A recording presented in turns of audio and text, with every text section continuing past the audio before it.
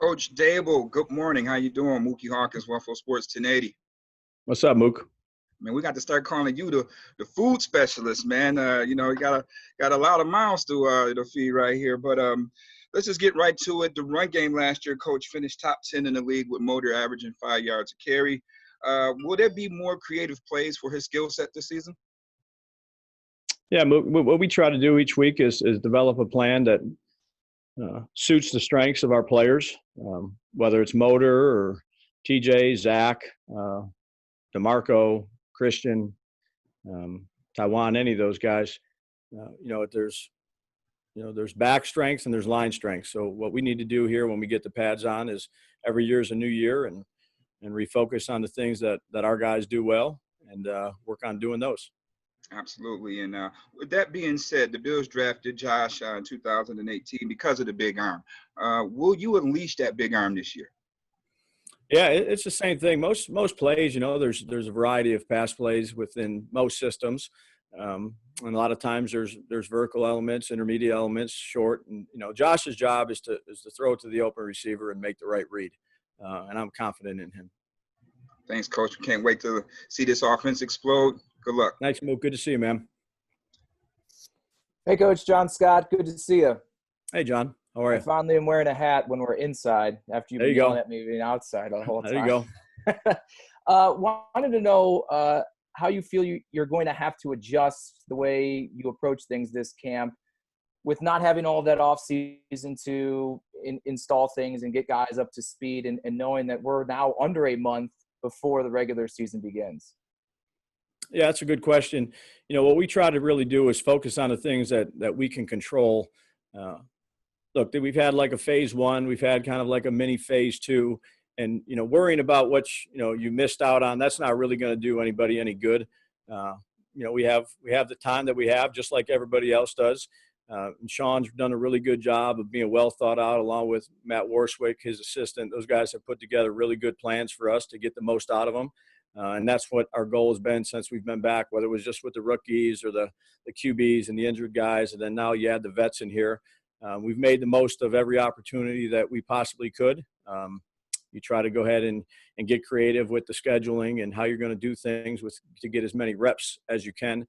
And that's really where our focus lies, is controlling the things, or really dominating the things that we can control, taking it day by day and treating every day like it's a game day almost.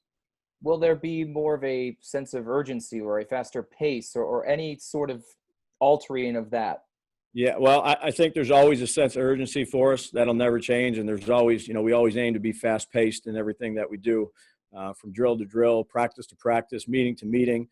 You need to have that, regardless of the circumstances, what they are, you need to have that as a professional, whether it's normal or whether, there's time cut a little bit. So, again, we're really focusing on all the stuff that we can control, and trying to get better every day. Thanks, Coach. Good to see you. Good to see you, man. Okay, good morning, Brian. Mark Gaughan here. Two questions. One, you went up-tempo. It's like a comfortable chair, Mark.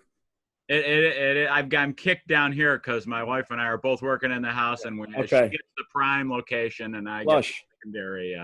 Anyway, you went up-tempo, no huddle, a good amount last year. What do you like about what that does for you and for Josh? That's the first question. Second question, what can we expect on quarterback reps? Specifically, Jake Fromm, no preseason games is right. I mean, it's a given he's going to have to do more with mental reps than he would have a year ago. Yeah, well, just in terms of your first question, you try to, every offense is different. We have varying modes and tempos that, we installed last year. Is it going to be the same this year? I'm not quite sure until we get out here and practice and see how it looks. Different defenses play things different ways. They play no huddle maybe a different way than when you huddle. And then you get to decide what personnel group you want to use. Do you want to be with a lot of receivers? Do you want to be with big tight ends? Like, your job offensively is to try to create as many mismatches and simplicity in terms of the defense for your players as you can. And each week that's a weekly changeup based on what you're getting and based on what you have. The next question in terms of reps, really for everybody, Mark, we'll have a detailed plan as we go through practice, and it's really we take it day by day. Obviously we're going to get Josh as many reps as we can get to get ready to play, and then the other three guys will get their share of reps. How that sorts out, we'll kind of revisit that on a nightly basis. Thank you. Thank you. Hi, Brian. Jay with the Buffalo News here. How you doing? Good. How you doing? Good, thanks. What's been your experience as a coach in the jump for rookies from year 1 to year 2? Obviously, with Devin and Dawson, you've got a couple guys who are going to be counted on to make that jump for you. And what have you noticed about that? Sure. Yeah. Well thought out. It's such a transition when you come from college into the pros. We've talked about this numerous times before, and it's not just a playbook, because they all have to learn a different playbook and different vocabulary and system and structure. There's all the other things as a young man coming out of college that they have to deal with. A new place to live. Are they bringing people with them? Are they keeping them home? Where's like all the stuff that they have to, you and I take for granted. These guys are young men getting out of school, and then plus they're thrusted into this high pressure job. So there's a lot of things on their plate. There's rookie meetings, and then there's more rookie meetings, and then there's meetings after that.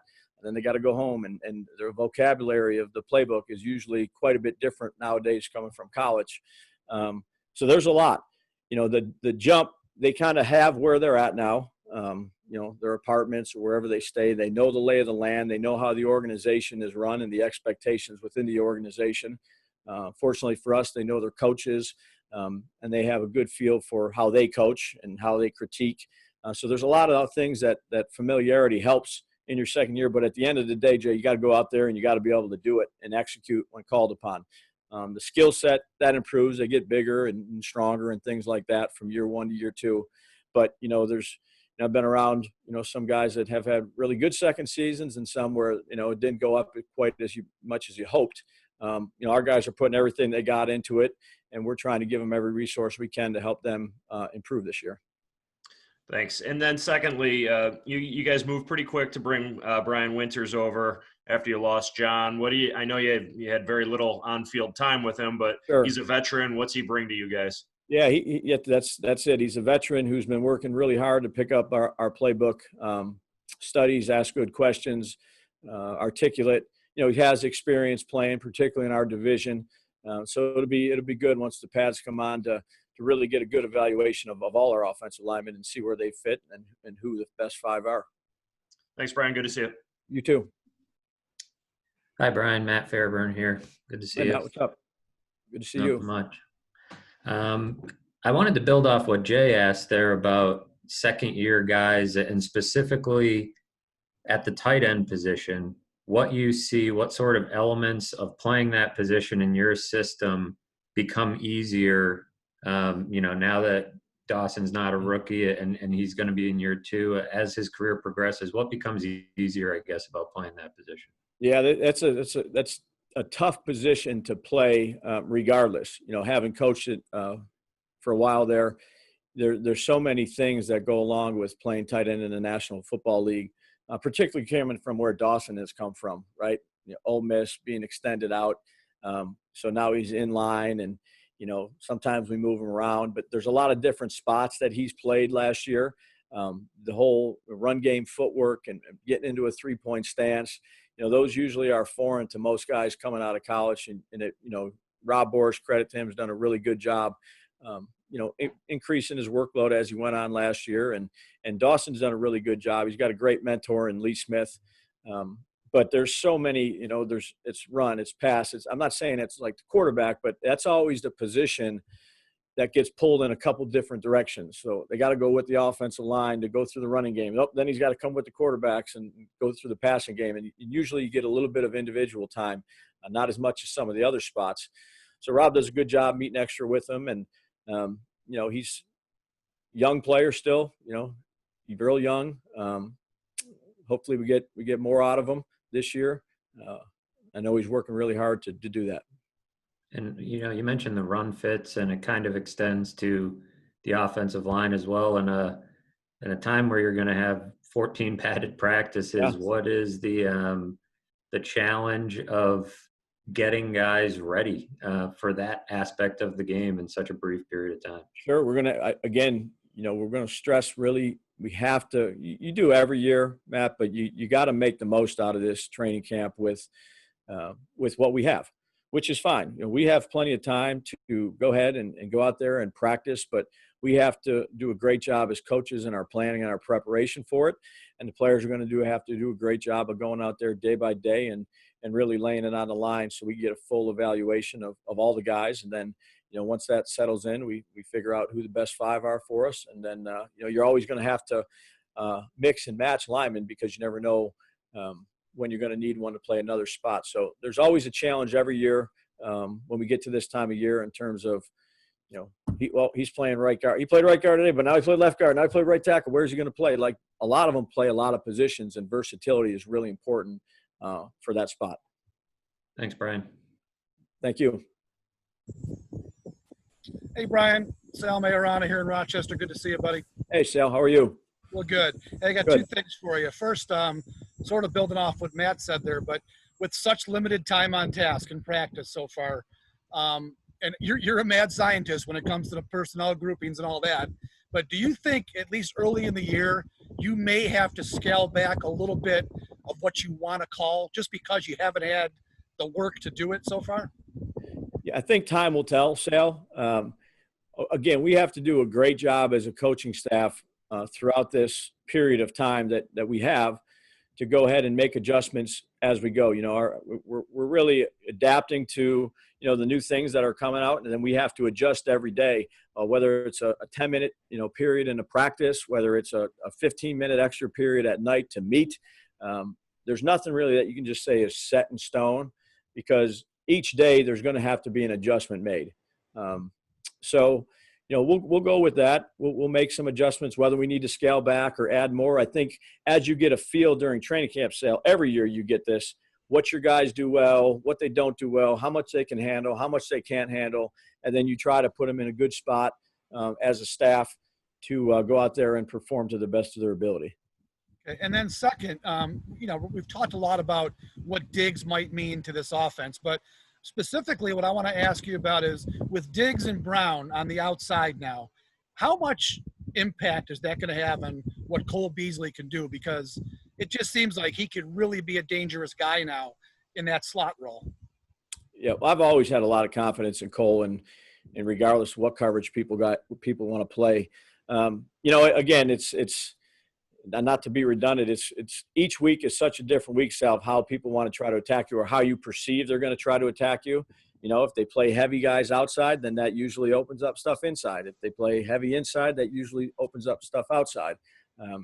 You try not to make more of it than it really is. So, those guys are good players. They've been good players in the league in terms of Smoke and Diggs. I feel very confident in Cole with, what he can do. But, there's a lot of guys on our team right now that are working to establish a role. But no question, I feel confident in Cole and the things that he can do inside. Thanks, Brian. You're welcome. Thank you. Hey, Brian, Josh Reed here. Hey, Josh. Hope you're doing well. Thank you.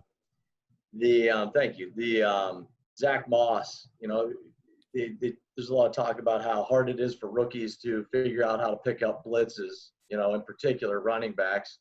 Yeah. How does that work? Because now it's so limited, hitting. How does Zack Moss learn how to pick up an NFL blitz when there's no preseason games? Sure. Well, again, that goes back to how we structure practice and what, we're going to try to do on a daily basis to help those guys, blitz drill, team drills, extra walkthrough stuff. You do everything you can do each year to try to get them in the best shape and both physically and mentally as you can. And this really is no different. We're going to do the same thing. And then you have to, the player has to take it upon himself too. So, it's not easy. It isn't easy if we had, 100 other practices too. It's just something that he's going to have to work on. He's going to have to see. Skip works with him every day, but he's a smart guy. Will there be hiccups? Yeah, I'm sure there'll be for everybody.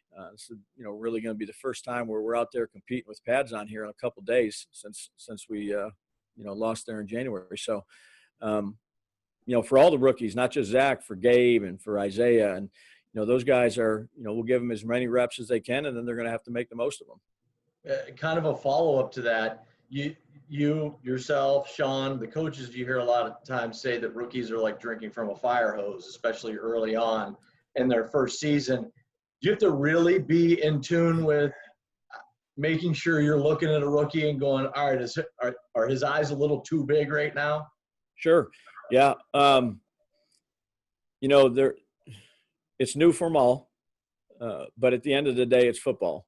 And, each player that you coach handles things differently mentally, whether they pick it up, whether they handle pressure better, whether they don't handle it as much. And it's your job as a coach to try to identify that, build a relationship with the guy, then, kind of find out what makes him tick.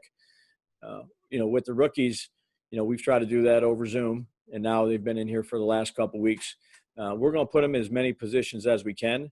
And it's always been the case, since I've been coaching, rookies, a lot of them are young. They're a little bit fresher in their legs than maybe a veteran is, but maybe they don't know as much or have the experience that some of the coaches have. It's good to look at the piece of paper and know where to go and all that stuff. It's another thing to be able to go out there and do it when the bullets are flying and they're rolling coverage and, it looks like one thing and then it's another, and it's the first time they ever had to do it.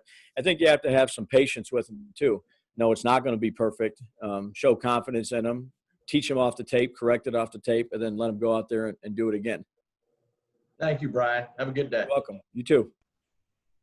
All right, guys. That's all for today. Thanks, Daboll. Thanks, guys.